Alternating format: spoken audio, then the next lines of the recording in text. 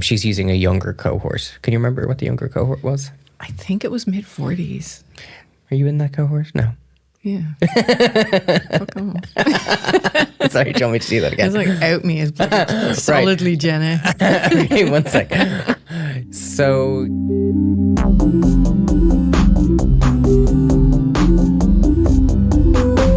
Welcome to In Bits, the podcast that deconstructs our digital lives. I'm Nicola. And I'm Liam. And we are both lecturers in the Institute of Art, Design and Technology in Dún Laoghaire in Ireland. And we both teach cyberpsychology and run or have run the masters in cyberpsychology at some point. We're just going to pass them back and forth between the two of us at this point. All of the bits. Yeah. All of the bits. Oh. All of the bits. Oh, cringe. So, Liam, what are you in bits about today? We're going to look at online social support, how it impacts us, our relationship with social media, technology, how we seek help from someone in a positive and effective way online. Mm-hmm. And what I think is important here is that we break down what social support is, what mental health is in relation to social support, the different ways we can use technology to facilitate this. I want to actually chat about a couple of differences in terms of age as well, because I think age is really important. So before we get started and talk about social support, we do need to have a content warning, because while we are talking about happy things, it's because of negative experiences. So we're going to talk about ACE events, abuse, institutional abuse. So if you're impacted by any of these or just want to skip this episode, please feel free to do so. So don't forget about us. For anyone who doesn't know what social support is, so I'm going to start off with my lovely boring definitions first, because that's what makes me happy. It really does. So there's so many definitions of what social support is, but there's a few nice ones that are out there. So characteristics that can be involved that affect our health outcomes, and these can actually be positive or negative. Social support doesn't actually always have to be positive. The OECD report, they say social support is a share of people who report having friends or relatives that they can count on in times of trouble. So who can we go and talk to and be particularly satisfied with the outcome? So we may seek support, but it may not always be positive. So this is where that comes from. Yeah. Well, we might get it and we just might not like what we hear, I think is a big part of this. Never happened to me. I mean, you're seeking support from someone and is wanting to just be told what they already think, not necessarily the hard truths that we sometimes do actually need. Mm-hmm. So are we consistently satisfied with that? And a lot of the time we may not be. There is a lot of research that links this to social isolation, particularly feelings of loneliness, those people who are potentially in higher risk. There's also then physical health connections to social support. So there's research that looks at high blood pressure, heart disease, obesity, immune system responses, anxiety, depression, cognitive decline, and Alzheimer's disease. So we'll touch on some of these happy topics later on. We're going to look at particularly Catherine Talbot's research in terms of dementia. I think that's really nice. So we can chat about that. Now, positive mental health. So mental health is a very broad term. Positive mental health is the absence of mental health illness at a very high level. And it can also be presented as the absence of any form of disease. Mental health is then a simple absence of mental health concerns. So that's our very simple perspective of it. If we look at the research aspect of this, so do you think that people who have a supportive social support environment are less likely to experience mental health complications? Very broad question, by the way. I think that's probably a tricky one. I think they're likely to have generally perhaps better health. Like we know, like I'm just generally aware that for people who are lonely, that their mental and physical health maybe aren't as good. Like having people around you, we're hardwired as humans to want connection and belonging and relationships. It's like really, really important for us. And if we don't have that, I imagine that it causes both mental health problems and physical health problems. I think what's important from that is it's the absence of social support. So if we don't necessarily have social support from someone else, community, sense of belonging, the individual factors of the person are gonna be really important there. Yeah. So like how resilient I am, what information seeking I can do, and this kind of touches on social capital as well. Social support is We can see it in like care provision, how we look for support from someone else. Doesn't necessarily need to be from a mental health professional as well. So how do we cope with significant experiences? We experience a significant life change, and what are the actions that we take? So these are influenced by societal, cultural factors. What is the appropriate way to deal with some of these things? Do we go and talk to family, friend? Do we talk to someone who's in our wider community, someone who's less closely attached to us, a colleague, or do we talk to a mental health professional? And there's different data to support this depending on our age and who we are and actually what the factor is.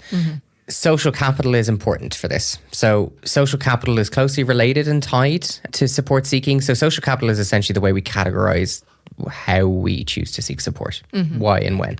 For social capital, we can break it into bonding, bridging, and linking. So it's not necessarily held by an individual. So you think about social capital as a commodity. So whether that's the information that's there, do I have shared interests and goals with someone? Do I bond with them? And then I go and seek support from someone who's a close friend or neighbor. So it's the kind of closer relationships, like more emotional, close relationships, emotional support. The people who you would like DM or WhatsApp if you had a difficult problem or an experience. Okay. That's very different to something like bridging social capital. So where I'm relying on the network of friends that I do have to either seek information, get help. It might be like someone who's in my local community. It might be a guard. It might be a looser connection, but someone who I know potentially has those resources while I'm seeking information. We might actually use bonding and bridging social capital differently. So I might experience a bereavement. I might experience a significant life change. And depending on how that's impacted me, I may be more likely to kind of focus on my bonding social capital, go and talk to your other half, a close sibling, whoever it might be from that perspective. If I've experienced a difficulty in work, you might go and talk to a colleague instead, or go and talk to someone like, for example, like the Health and Safety Authority, somewhere that you know you're going to get the facts and information from. Do you currently use your own social capital network? What resources do you draw on for help-seeking behaviour or for social support? Well, obviously, like close friends, whether that's through tech or in person for kind of personal stuff that's going on, or to talk through issues or that kind of stuff. So if something big happened, I have friends that I would go to. For work stuff, like, you hear everything. I have several friends in work who I would go to and talk to. I think I got about 8 text messages yesterday, and then I got at the end of the 8 text messages, because I hadn't opened them, it was saying, I apologize for all of the above. So there's even like a social norm in the top of you. You're like, it's okay, I'm actually just ranting into space as well. Me rant? Never. No. So... depending on what it's about, I have a good network of friends and family, depending on what the problem is, or what things are going on for me. But then I might reach out, like if I was looking for work or if I was looking for help with something, like you mentioned the bereavement example. Obviously, you have close friends and family if it's someone close to you.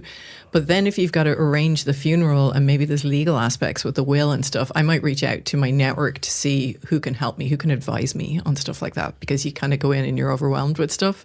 And so it's like, has anybody done this before? Can anyone point me towards somebody good to help me with this?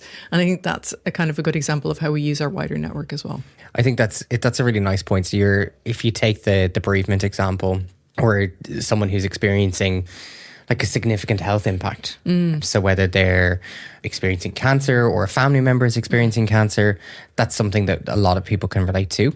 We might be overwhelmed in that moment. We might be particularly stressed, which I think is really normal. We might have experience of like feeling unknown or feeling the unknown. What is going to happen? What are people's previous experiences? And even from my own personal experiences, I know that talking to someone who is like-minded in those scenarios, has had a family member who has had a significant health experience like that, it's so much more valuable than talking to someone else, depending on the type of conversation you're looking for. Like sometimes you're looking for someone to just say, yeah, no, it's just really shit. It's an awful experience. Apologies, I swear sometimes. I swear more than so it's, sometimes you just want someone to go use their empathy and say, yeah, no, that's just a terrible experience. I totally get it. I'm here if you need any help. But they also, that same person with the same experiences will also know they probably just need to be left alone, and they're just dumping on you, and that's okay, and that's what they're looking for. Yeah. Someone else might be looking for information about like what the treatment process is like, or having a like-minded experience, which brings me to a piece of research. I'm going to give a shout out to a piece of research that a student of ours has done. So in the cyberpsychology masters, we had Sarah Harcourt Lewis. She was looking at the role of online social support, particularly with individuals who are living with disabilities, chronic illness. So this ranges from like, particularly we used a large sample of participants through the help of the Irish Cancer Society. And we were looking at stress, resilience and positive mental health and its relationship with social support. So how high someone's resilience was, what was their frequency of use of social support, whether they used it or not. All of our participant groups who used social support or sought support online for whether it's bonding or bridging social capital, they all had increased feelings of resilience, higher positive mental health scores. Stress was typically not mitigated, but reduced amongst those participants. So straight away, we can see the impacts that can happen in terms of just either problem shared, problem halved, old kind of parable, which I think is annoying, but also actually really accurate. A kernel of truth, at least. It's a kernel of truth, but I hate when they're actually really accurate and they just don't go away. We can see how social support is effective. Now, where on the internet do you go for social support? So you talked about friends and colleagues, but where do you actually seek it, or where do you go? So WhatsApp DMs, things like that for people that I know well. And actually WhatsApp and DMs for people I know maybe less well, but that I'm connected to through similar interests, through cyberpsychology, through people I follow that are interested in things that I'm interested in, about maybe particular issues or things like that. And then maybe support networks or communities for something that other people are experiencing. So let's say it was an illness or something, to find out more, to find out people's experiences, like what is the progression of this thing? What kind of things have worked for people? Who have they gone to see? Those kinds of things. I think support communities are particularly useful. But there's a number, like when you talk about support communities, I think of like some of the students we've kind of had projects with, where people talk about projects in relation to, like, I think parents and mothers particularly have a lot of great social support networks. Yeah. Like I think of things like Mummy Pages, which is a one that's here where people will share experiences or give advice to each other. I know there's like numerous Reddit forums about things like breastfeeding, parenting, kind of feeding, challenges in terms of like colic, which can be really challenging, of course. It's one of the reasons I don't have kids. God. But I mean, there's also the negative side of those, which you're probably going to get to. But when you think about something like Mumsnet in the UK, and while I'm sure there are very positive spaces on Mumsnet, there are also deeply dark and transphobic and awful spaces on there as well. I'm going to keep it more positive slant. I am going to keep it more positive slant. Let's positive mindset. Me always dragging things down. I'm going to talk about social media, how social media is used for social support. Are there any potential differences? So obviously social media is, again, very broad term, but it can bolster social support. But it's how we use it. So it can be helpful, particularly in really stressful life events. There's numerous research studies that do support this. There's good cultural difference studies. But generally, social support is high when we are directive, like what you've been talking about. So going and actually communicating with someone who we know is going to be helpful rather than just screaming out into the void. Yeah. It's how we use it. Do we share personal experiences? That doesn't necessarily guarantee that supportive response that you've touched on. There is research that talks about stigmatized people. So when they've shared an experience, it leads to a negative experience. And that's because they're being judged by their social media audience or the perception that they're being judged. And this leads me to oversharing. I was going to say that sounds familiar from what I've heard and read about for parenting. If you sometimes express difficulties or like that you're finding it really hard, particularly for moms, dads don't get judged in the same way, but for moms, like that if you find it really difficult or you're struggling with it or you're kind of at your wit's end with stuff, that people can be judgy instead of helpful. So I think that can be sometimes a bit of an issue. Sorry. No. But that's exactly the point. No, that is exactly the point. So when potentially, are we going to share about something that's particularly sensitive, that's really specific to us, that we're seeking support for, but someone else is like, geez, calm down. Like, I don't need to know that. Or like, this is a really public space. So their perception of how they're using that social media tool may not be the same as yours. So we see this in Facebook statuses. We see it in sometimes like rhetorical question based kind of tweets or posts on X. People share to their Instagram stories in the same way. So it's, how do we overshare content? And I like, there are people who I know in my timeline that potentially overshare, and they use social media differently. There's generational differences there. How are we defining oversharing? Sharing something that might be particularly sensitive. So this is bereavement, a status that is potentially overtly requesting a response without using the direct question. So I'm talking about a bereavement, or I'm sharing a negative experience I had, or those rhetorical posts that are like, don't you just hate when X happens? And they're screaming into the void and no one responds. Or you click the ellipsis and you click hide on the status if you're not as nice. Turns out Liam has no empathy. I do have empathy. It just depends on what it is. I use the timeline. I've definitely done this where I've overshared, okay? Where I'm like stressed about exams, and the Facebook timeline history feature is showing me all of this. So I'm like gradually deleting my digital footprint of overshare. But I've definitely done this where I've complained about exams or missing buses or any of the like the events that I view to be particularly stressful, that when you reflect on them, you're like, come on. So we do see the overshare. Okay. You're like smiling at me going, oh, geez. Cringe, I know. So we need to really kind of distinguish what we believe social support to be. So what is the purpose and the intention behind this? So perceived social support hinges on us having a subjective belief. So are we seeking this in times of stress? Are we going to a close family member or friend? Is it the same in an offline or an offline context? Typically it should be.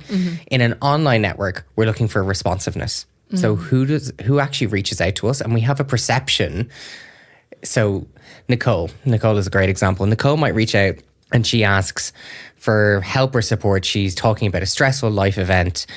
It goes out into the void and no one responds. By the way, for anyone listening to this episode and not previous episodes, Nicole is my alter ego who does all the bad things that I don't do. Well, Nicole hasn't actually done this. I'm just using Nicole as an example. We'll have to create an alter ego for me. So we scream out into the void and no one comments. How does that feel? How do you think Nicole is going to feel? Probably not good. Probably not good, but it's also, does Nicole get a sense of satisfaction by seeking support into the void, having her community and following see this, and there may not necessarily be a response? I would imagine that's worse than not saying anything. Okay.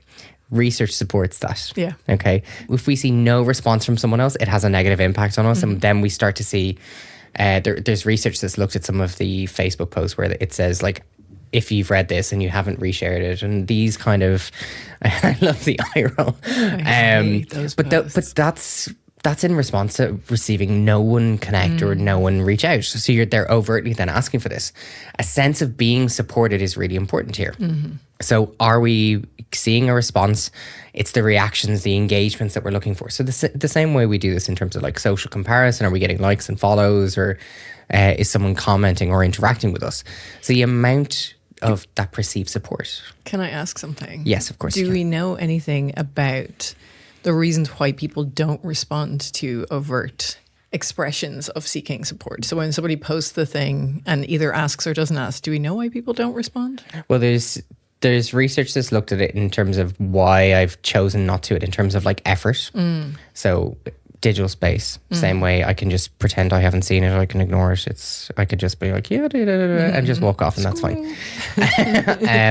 But there's other people who don't know how to react or how to respond. Same in a face-to-face interaction. Someone shares something that's particularly sensitive, and some people's response is to go, yeah, that's terrible. Yeah.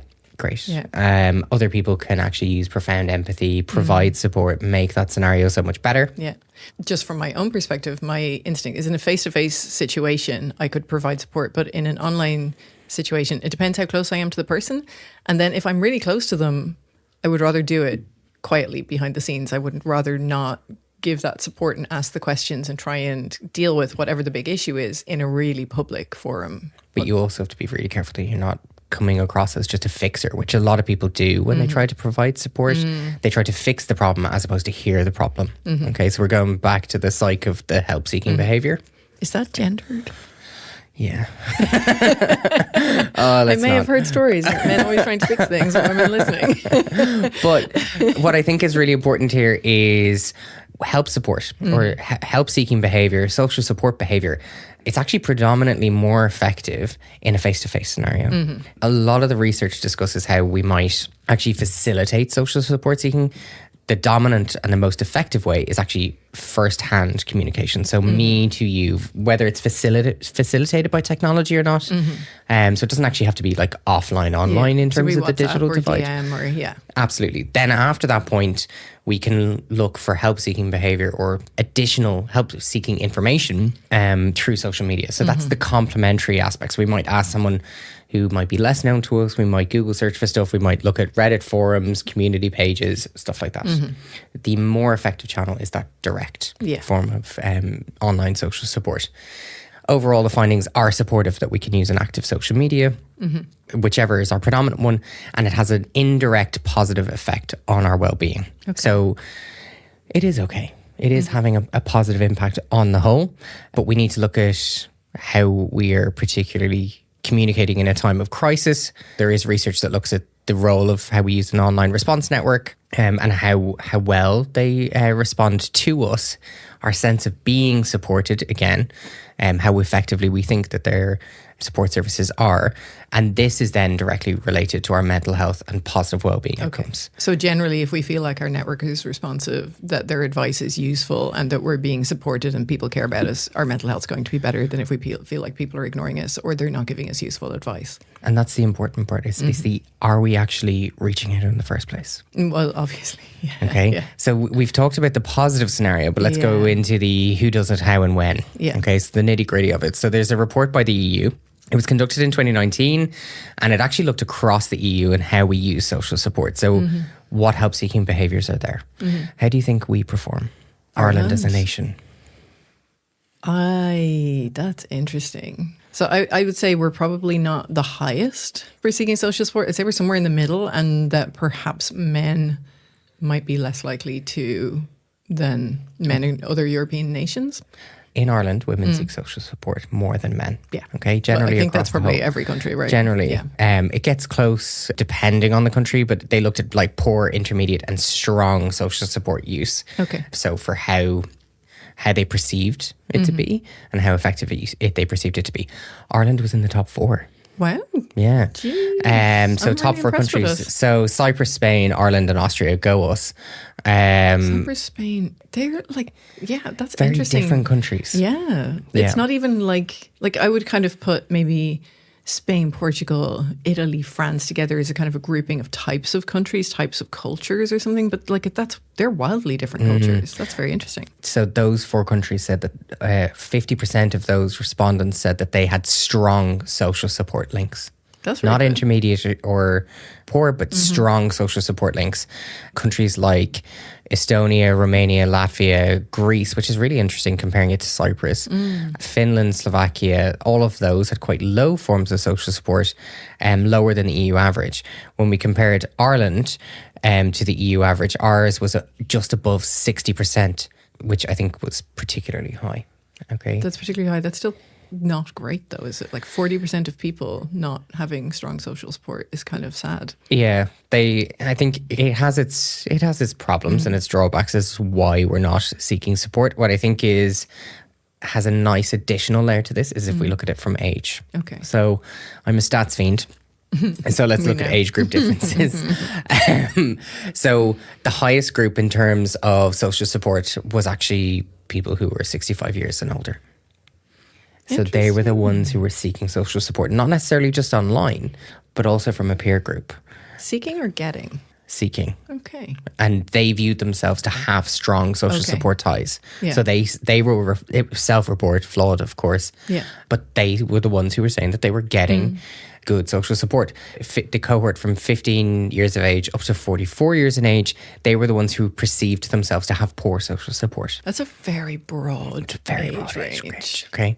And Like 30 years from being a teenager to being middle-aged with teenagers. it goes from 15 to 44, and I'm going back into my mind for the stats. This increased with age. So 15-year-olds were higher in terms of social support than older adults. Okay. Within that age group. Within that age group. I just said 44-year-olds or older adults. Right, because I'm just correcting 15-year-olds tend to have a broader social group. Like they're in school with a bunch of friends, and they also are close to their family. 40-something-year-olds have kids and have maybe moved for work, and life's very stressful, very busy, and so they might not have as much time to maintain those relationships. So that strikes me as kind of... Young people are generally better at seeking support, whether it's online or offline. They are getting better. There's been massive shifts in encouraging particularly young males to talk about their health. We're going to talk about the gender differences in technology, and I want to talk about this in relation to like kind of men's awareness days. But younger males are getting better at seeking support around self-harm, suicide, mental health topics in general. There's a lot of awareness raising around mental health. We have wellbeing days. There's new programs that have come in school. So we're seeing a huge positive shifts in how we are seeking support effectively. Now, it loves me a bit of research. So this is Irish research. So it's McCutcheon and colleagues, and they were looking at social support and how it could help adverse childhood experiences. Okay. Now, I will say they used a sample of older participants. So they were reflecting about adverse childhood experiences and how this was impacting on them in relation to the support they receive and the impact that social support can have on mitigating a negative childhood experience. Which is obviously over a lifetime at this point. It's over a lifetime. Yeah, that's really interesting. Okay. So an adverse childhood experience, so these are very broad, very dependent on the research that you read. Some of them use less categories for what an adverse childhood experience is, so what an ACE is. And these ACEs include childhood abuse, neglect, household dysfunction. These all have long-term negative impacts on mental health. So several ACE studies say that about 62% of participants had experienced at least one ACE event during childhood. So whether that's mild to severe. Right. So again, not everyone is going to fit into this. It's very high. It is very high. Now, the TILDA study, so the long-term study on aging that was conducted here.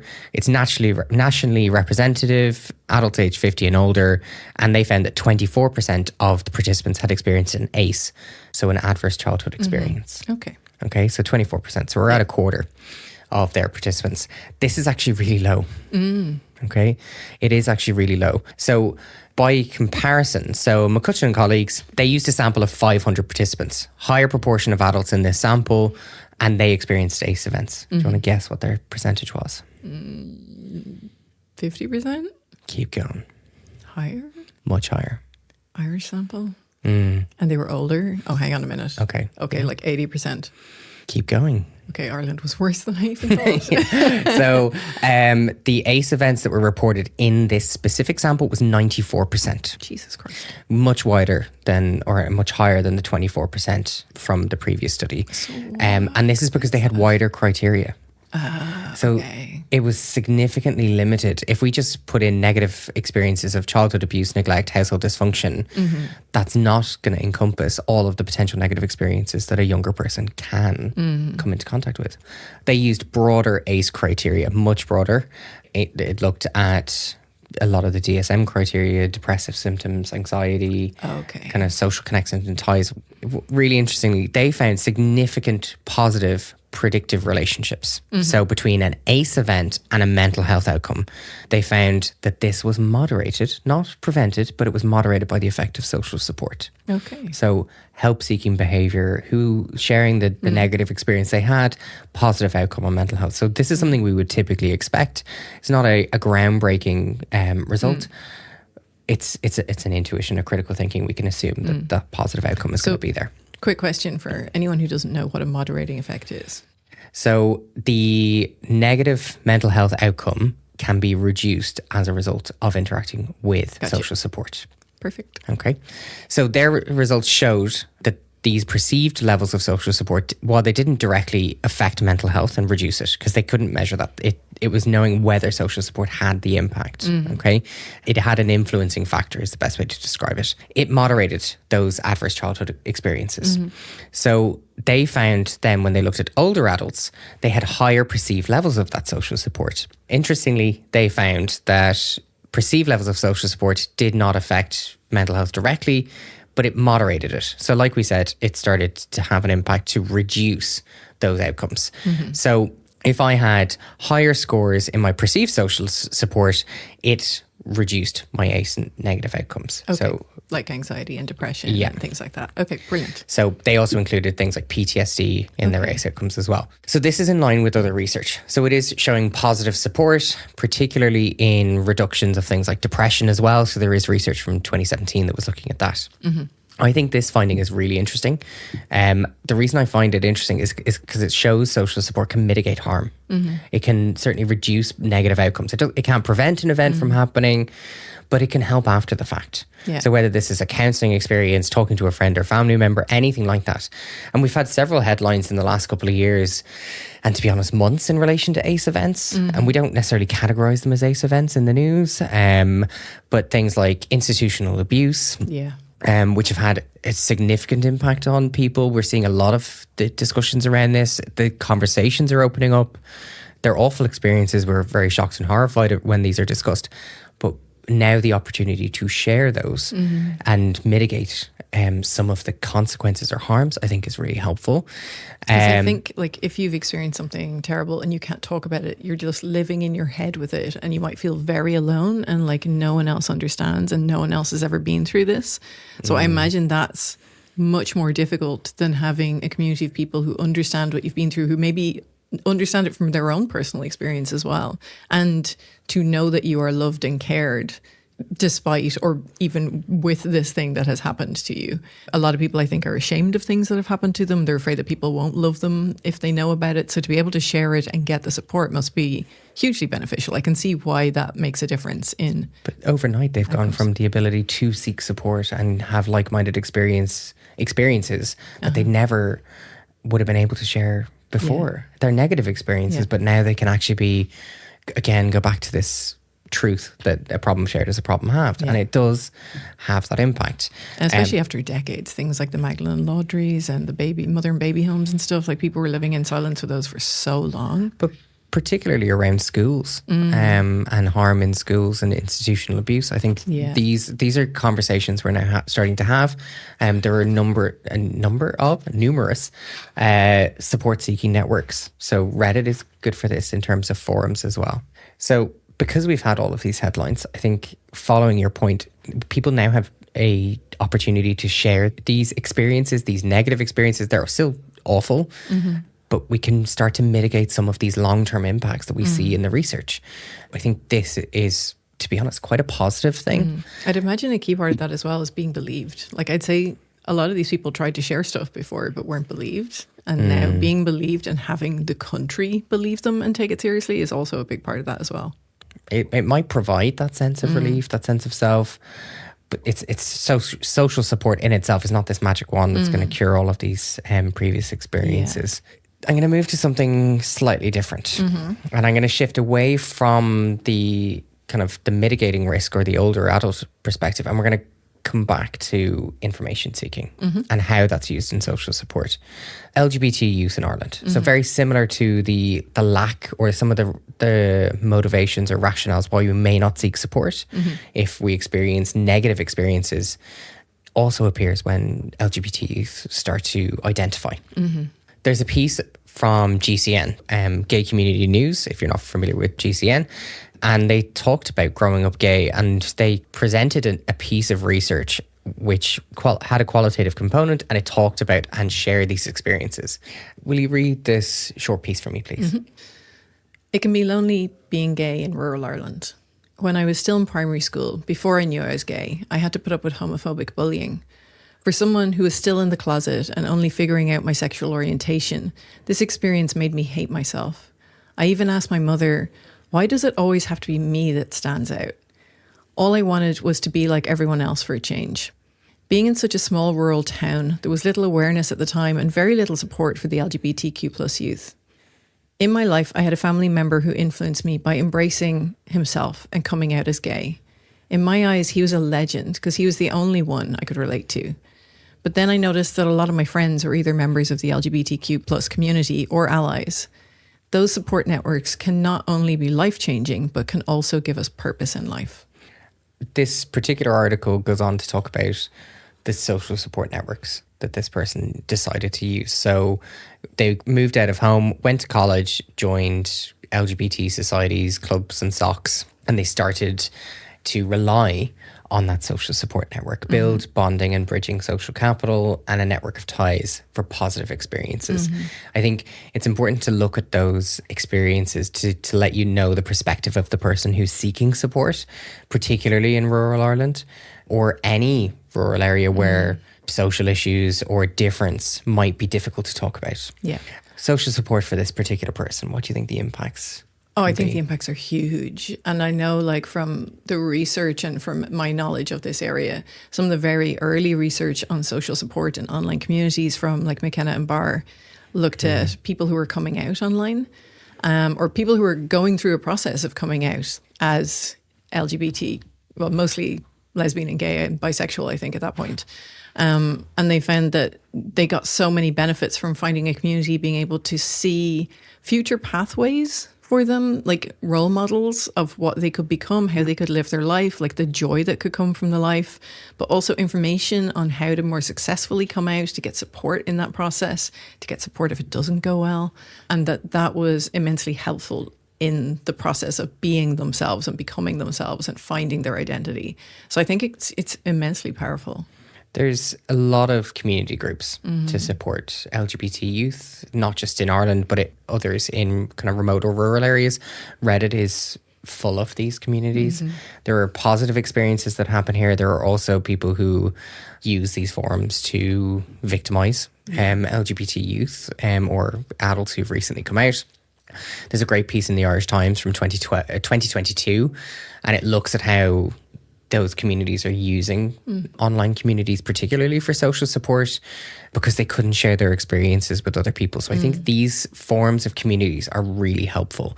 So there's an intention or a drive to use these online communities from a youth perspective. That's why we can see these motivations and these rationales. If we shift it slightly and we look at older adults.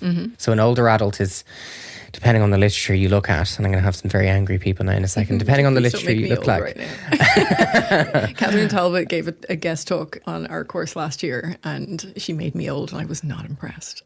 So it ranges from 40 to 65 generally is the most accepted age range for older adults, and 80 plus, depending on the stats you look at. So I'm not in that category yet, so I'm just going to, use those.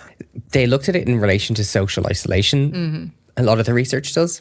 So if we go definition mode again, social isolation, don't laugh at me, I love these. Social isolation is a lack of social contacts. We can't measure something unless we have definition, okay? It's having reduced social interactions with someone else that then has a detrimental impact on us. Okay, so that's how we experience social isolation. So I have a question for you before I get into this. Are older adults less likely to use technology for social support? What do you think? So we're talking 40 to mid-60s. 40 to mid-60s and above. Like it ranges depending on what I think that depends. Like people who are in their 40s are millennials now. Like they grew up with technology. So I'd say they're quite likely to use it. But maybe someone who's like 85 is less likely to use it. Like that's a very big age range. It's massive. It's like me, I would absolutely use it. Versus my parents, they'd probably call you. My parents, like my dad is in his 70s and my dad will use online support groups for information seeking, information about different medicines, all that kind of stuff. I think that is really helpful. So I think the bias, that's what I was trying to trap you. So older adults, I think we need to dispel some of this, the kind of ageism that's there around technology. There's a lot of this in relation to cybersecurity that we'll talk about again. But older adults get this kind of rubber stamp that they're just not going to be as effective using technology, and they're going to be the ones who suffer. My folks as well, they're in their 70s and they book every holiday every minute with online technology. So yeah, they're good at it. But I think we need to dispel this in relation to help-seeking behavior as well. Yeah. I think qualitative research is more helpful here. With older adults, it tends to get better results. There's a study that was done by Hill and colleagues. It was done in 2015, and they looked at the experiences of 17 older adults, and they were aged 70 and above. Okay. I prefer that definition of older. Yeah. They thought, don't be mean to people who are older over 70. So they were trying to find ways in which they were using their technology to improve their lives, enhance their sense of well-being. And they found that essentially they were advocating for digital inclusion. So older adults, they were perceived to have a lack of knowledge and skills with tech. Just like we've said, they were then viewed to be less likely to engage with technology. It did have positive impacts in terms of their well-being as a result of increased social capital. So they explicitly outlined social capital in this research. They were using it to build, maintain relationships over time. We've seen a lot of this in relation to COVID. We'll touch on that in a second. It is increasingly relevant for older adults, whether it is their wider network, that bridging social capital to seek information, like the example I just gave you, or close personal connection. So experiencing bereavement. Yeah. So how do they maintain those networks, whether they're in the same country as the rest of their family? Potentially they're not.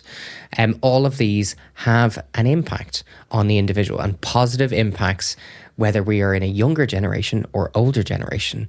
We're seeing the exact same results. Positive interaction with our social capital, building that, getting social support as a result of this, and it then having a positive impact on our well-being.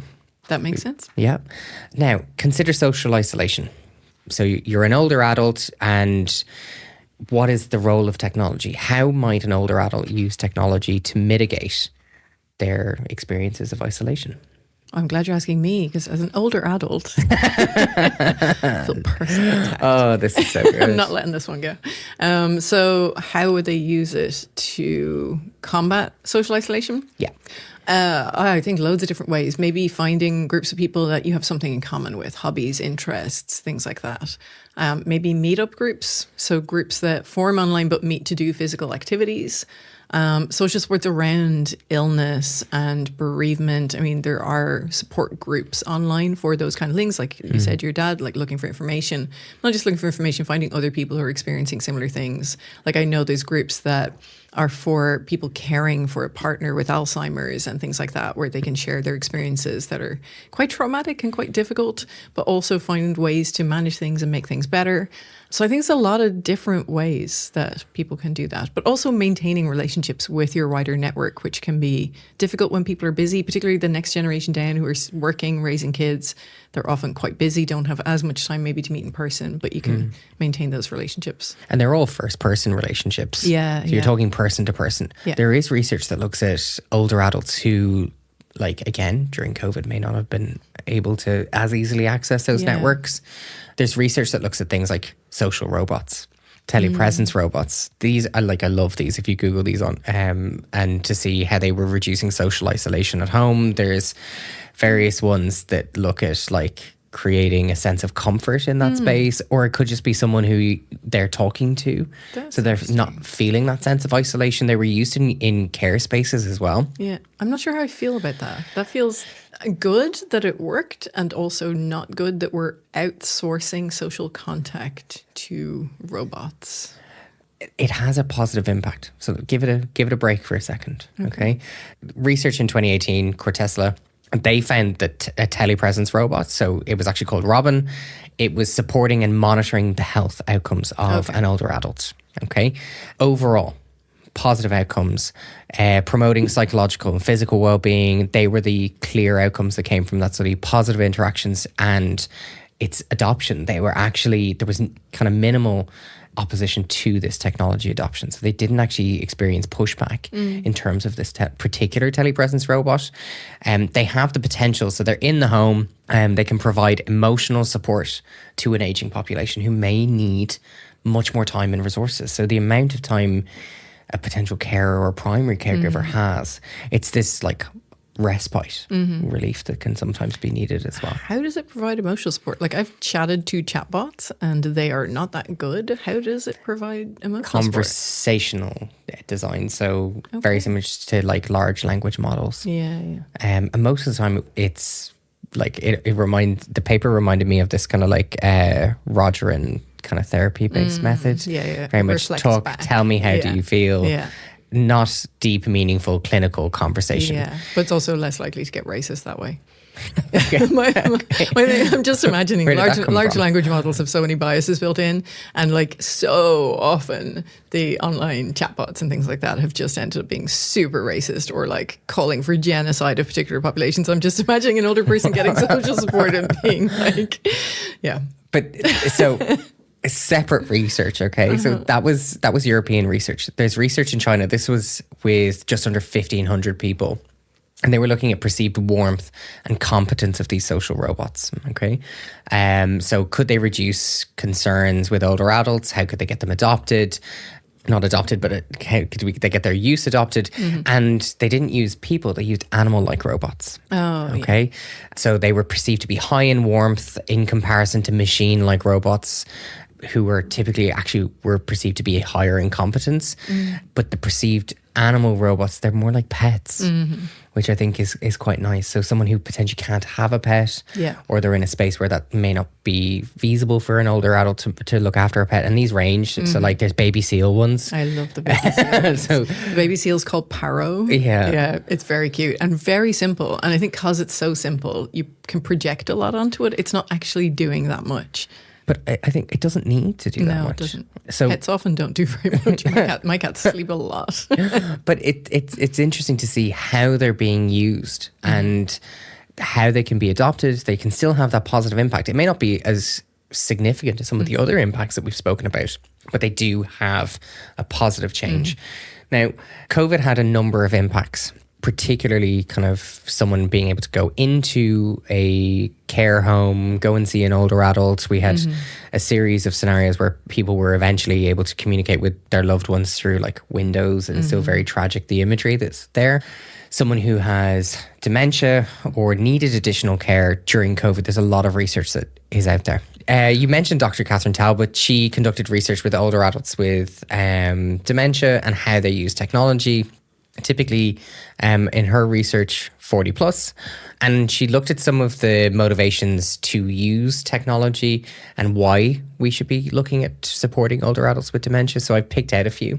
So stressors being more common in later life, reduced mobility, health problems, loss of social roles, obviously bereavement, increased risks of dementia, and a high prevalence of depression. So this COVID landscape that we've spoken about, it was a unique opportunity to be able to use technology. So they adopted a positive technology lens to investigate this.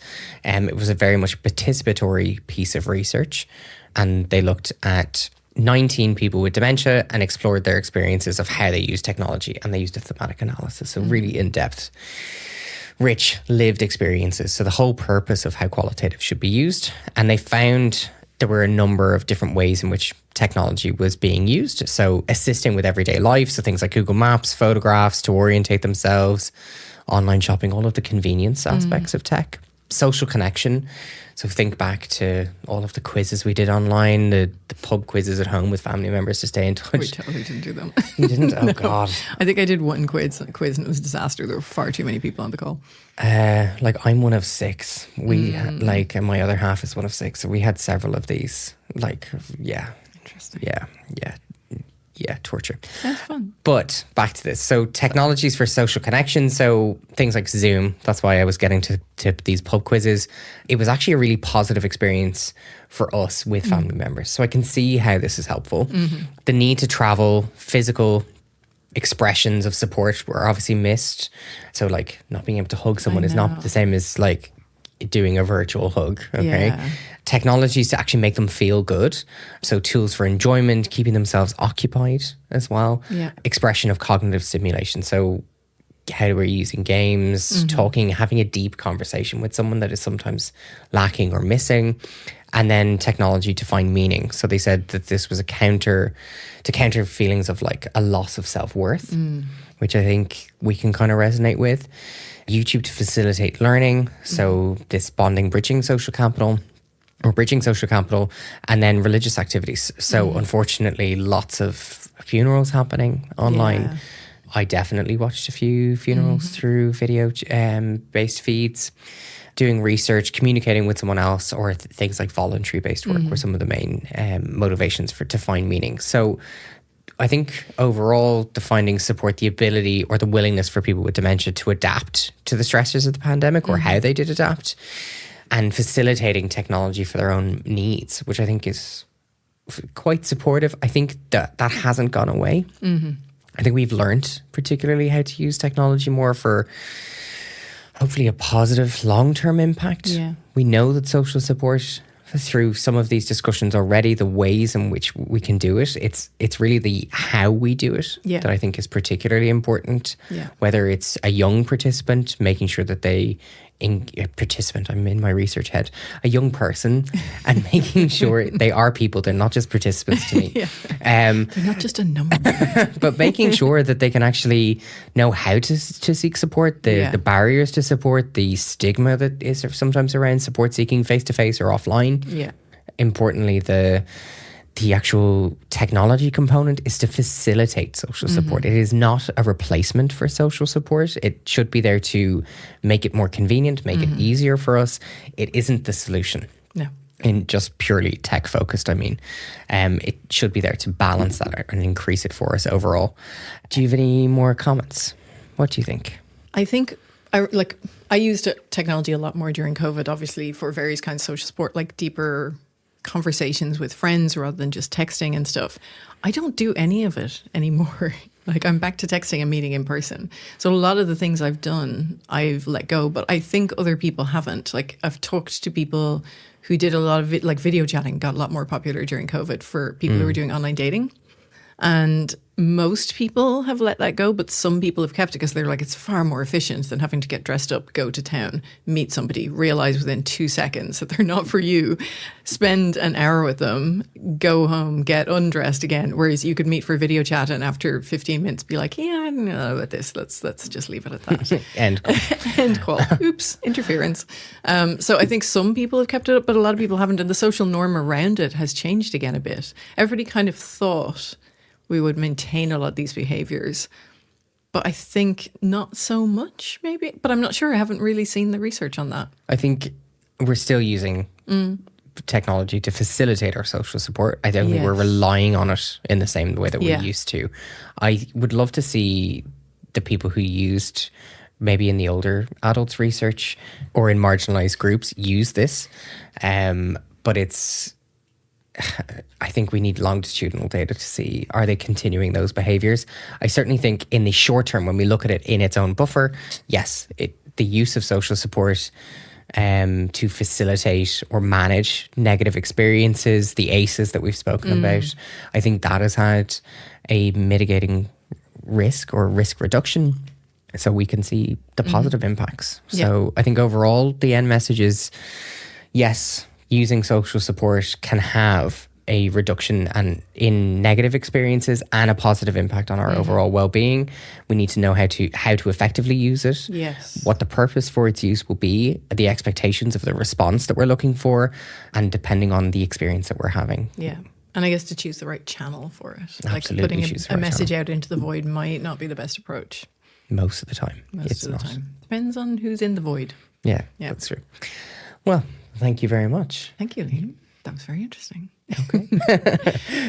You've been listening to In Bits, the podcast that deconstructs our digital lives, or at least attempts to. From now on, you'll find us every second week from wherever you get your podcasts. You can also follow us on social media, so at In Bits Podcast on Blue Sky, Instagram, TikTok, and YouTube. You can also give us feedback on the podcast. We'd love to hear from you, so you can message us on those platforms. You can send us voice notes. I'm not going to listen to them, but Nicola will. This episode was produced and edited by Owen Hurley. Thank you very much to Owen for our lovely intro music, and we'll see you soon.